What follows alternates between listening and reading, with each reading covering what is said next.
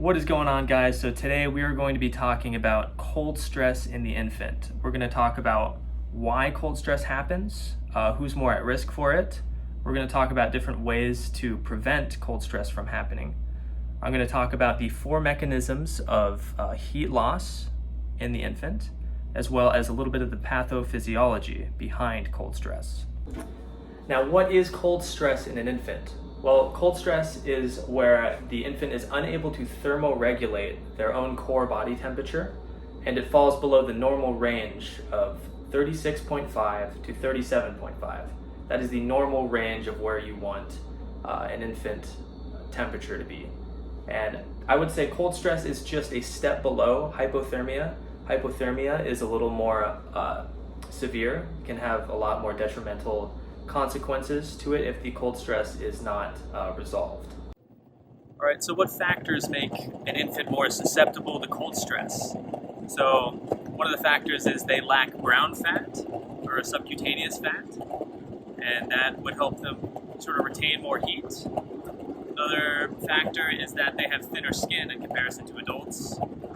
And one last factor is they have a relatively high surface area in comparison to their body mass. So the surface area to body mass ratio is high.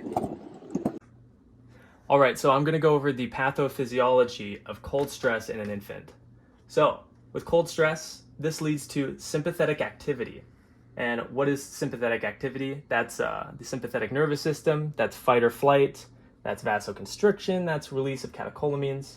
So, and the mechanisms that newborns have for cold stress differ than adults. So, and one of those differences being that babies cannot shiver. Babies lack the physical ability to shiver, and they do something called non-shivering thermogenesis.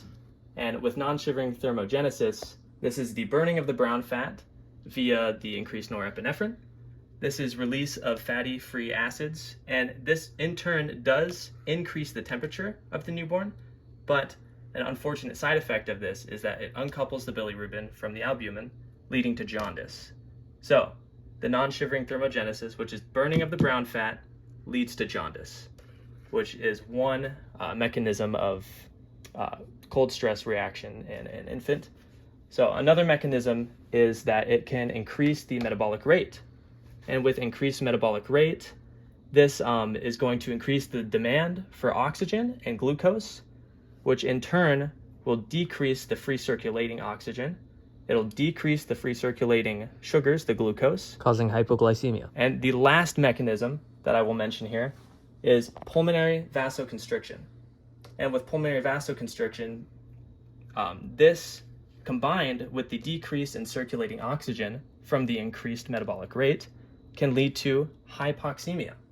So you can see hypoxemia in the infant, and this can also have another daisy chain of effects where it's going to have anaerobic metabolism, and with that, it's going to increase the circulation of lactic acid in the newborn, and this can lead to metabolic acidosis.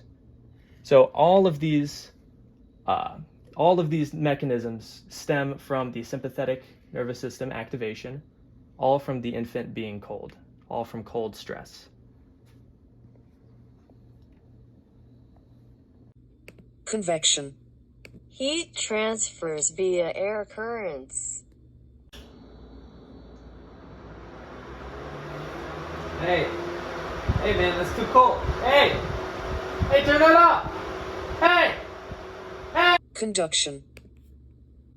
Heat transfer via direct contact. Please take a seat. The doctor will be there pretty soon. Okay, thank you. Oh, this metal chair is so cold. Box Myers? Oh, yep. Dr. Van Weiler. Ah, nice to meet you. Oh, your hands are freezing. Hey, let go. Let go. Hey. Radiation. Heat transfer without direct contact through absorption and emission of infrared rays. Man, this room is freezing. Can you turn off the heat? Sorry, bud. Ears are broken. What do you do? No. Hey! Oh, really, dude? Evaporation. Heat loss by conversion of liquid into vapor. What mechanism of heat loss are we on now, dude? What? It'll evaporate.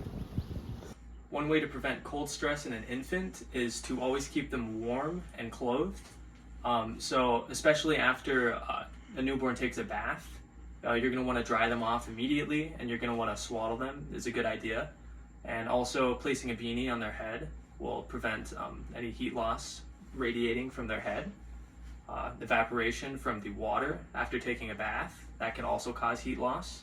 So just keeping them warm, dry. So we have our baby here. Just gonna place this beanie on our baby, and we're gonna show you how to swaddle.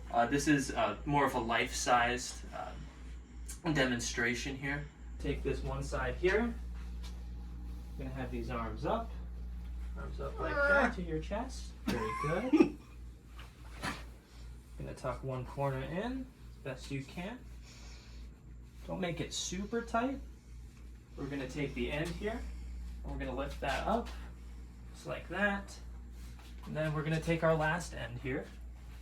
We're gonna bring that over, and we're gonna just tuck that underneath the chin there. And we're gonna get that underneath as best we can. And there we go, the swaddled baby.